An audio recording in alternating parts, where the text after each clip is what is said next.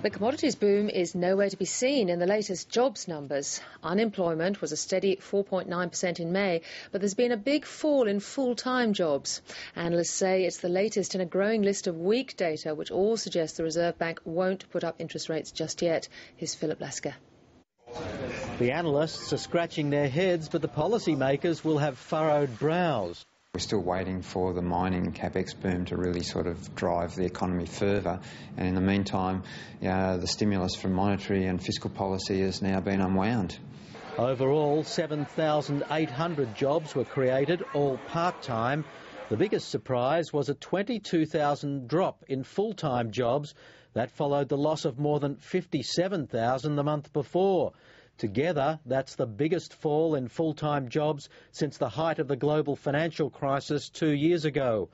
It's the fallout from Queensland's floods, the weakness in the retail and manufacturing industries, and fears about the US and European economies.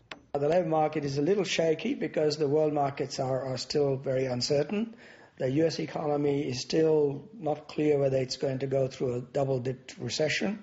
And so people are very concerned, and maybe firms are trying not to hire full-time workers for the time being. Unemployment remained at under 5% because the total workforce pool is now growing more slowly. It's the number the government preferred to focus on. It's a very strong position compared to other developed economies around the world. Unemployment went up or was steady in most states and territories. New South Wales and South Australia were the only places where unemployment fell. I would still be a little nervous about what's going to happen, and I wouldn't take a bet that it's going to get worse or it's going to get so much better either. Certainly we've hit this soft patch, and I think it's going to continue for at least a couple of months yet. And the next couple of months should determine whether this is a soft patch or a significant change in the country's economic fortunes. Either way, the Reserve Bank will wait it out. There's no rush whatsoever to raise interest rates, and I think that we're looking at the earliest the next interest rate rise being sort of late this year.